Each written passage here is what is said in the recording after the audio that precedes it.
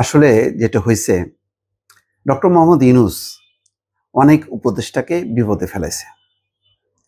এই উপদেষ্টা পরিষদে যেমন নূরজাহানের মতন অপদার্থ স্বাস্থ্য উপদেষ্টা ছিল, আরো কয়েকজনের নাম নাই বলি, এখন যেহেতু একটা বার্নিং ইস্যু সেটা বললাম, অন্যগুলি বললে হয়তো আপনারা হই হই করে উঠতে পারেন।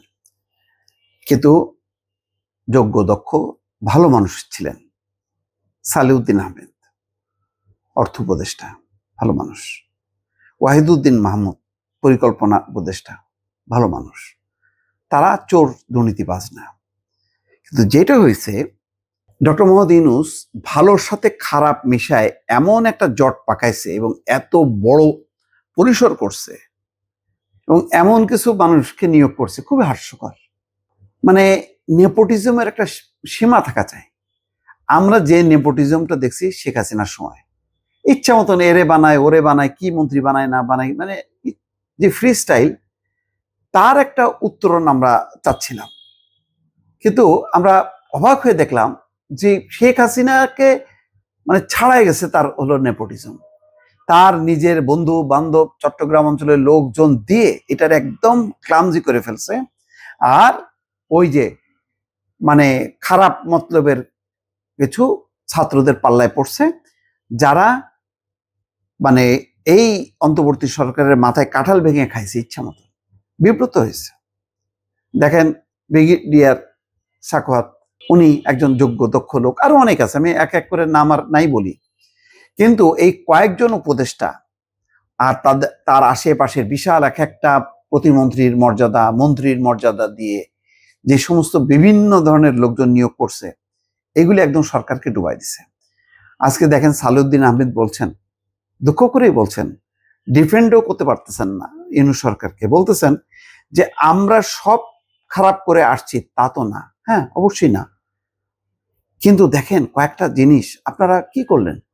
এই যে পুলিশের পোশাক পরিবর্তন, বাণিজ্য চুক্তি, চট্টগ্রাম বন্দরের চুক্তি, এই কাজগুলি কি করা ঠিক হয়েছে? তারপর নির্বাচনটাকে আপনারা ভেতর থেকে প্রেশার দেবেন যে ইলেকশনটা কবে দেন না, আমরা তো এতদিনে থাকার জন্য আসিনি, আমরা কাজটা গুছাই দিয়ে আমরা চলে যাব, কিছু নীতি নির্ধারণী বিষয়গুলো আমরা করব, কিন্তু আমরা ইমপ্লিমেন্ট কেন করতে যাব? তাহলে নির্বাচিত সরকার কি করবে?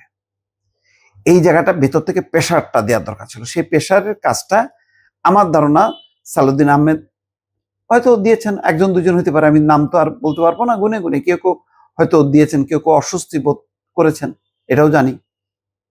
কিন্তু সেটা খুব দৃশ্যমান ছিল না। দেখেন এই যে শেখ হাসিনার কি সবাই খারাপ ছিল, তা তো ছিল না, কিন্তু ভালো লোকরা ভয়েসটা রেইজ করতে পারেনি আজকে, যার কারণে ওই ভালো মানুষগুলো বিব্রতকর অবস্থা।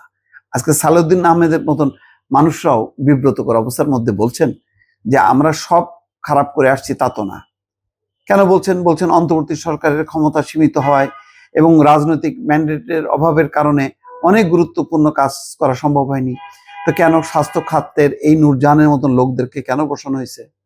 ওনার পরে কেন ছেড়ে দেওয়া হলো? কেন যৌথ সিদ্ধান্ত হলো না? কেন পুলিশের পোশাক পরিবর্তন করতে হলো? কেন সেনা বাহিনীর সাথে, সেনা প্রধানের সাথে সমন্বয়টা ঠিক হলো না, তার পরামর্শ নেওয়া হলো না? তিনি বলছেন না ডিসেম্বরের মধ্যেই আমার ধারণা যে নির্বাচন হবে, তার মানে চেয়েছে সেনাপ্রধান, কারণ সরকারটা তো টিকে ছিল তাদের উপরে, তো খারাপ কিছু তো চায়নি। সুশীলা কার্কি নেপালে তো এসেই, সেখানেও তো গণঅভ্যুত্থান হয়েছে, 6 মাসের মধ্যে নির্বাচন বেড়ে চলে গেছে। সুশীলা কার্কি নিয়ে নেপালের রাজনৈতিক অঙ্গনে সুধী সমাজে কোনো বিতর্ক আছে? কেউ বলতেছে সুশীলা কার্কি মানে ডুবাই দিয়ে গেছে? একটা আলোচনা আছে? নাই। কিন্তু ডক্টর ইউনূস প্রতিদিন অভিশাপ পোড়াচ্ছে, কারণ আজকেও দেখেন 12 জন মারা গেছে, 17 জন প্রতিদিন মারা যাচ্ছে হামের কারণে। এটা কেউ ছাড়বে? এই যে মায়ের বুক খালি হইতেছে, এক মায়ের বুক খালি হচ্ছে, লক্ষ মায়ের বুক হাহাকার করে উঠতেছে। এখন দেখেন এমন একটা মানে ক্যাসকা কলে পড়ছে, এই জুলাই সনদ মনদ ছাত্রদেরকে এই মাথায় তুলে নাচানাচির বিষময় ফল এখন বুঝতেছেন তিনি। আর এই তারেক রহমানের সরকার দেখেন তার জন্য পথটা কত কঠিন করে দিয়ে গেছে। এইসব জটিলতা, এক হলো 15 বছরের দুঃশাসন, তার সাথে যুক্ত হয়েছে 18 মাসের অনিয়ম এবং অপশাসন। এইটাকে ঠেলতে হচ্ছে এখন তারেক রহমানকে। তো এ হলো, তারেক রহমান সহযোগিতা পাইল ডক্টর মোহাম্মদ ইউনূসের কাছ থেকে? কি করলো? বরং নির্বাচনটা দেরি করে বিএনপিকে ভিলেন বানানোর একটা চেষ্টা করা হলো।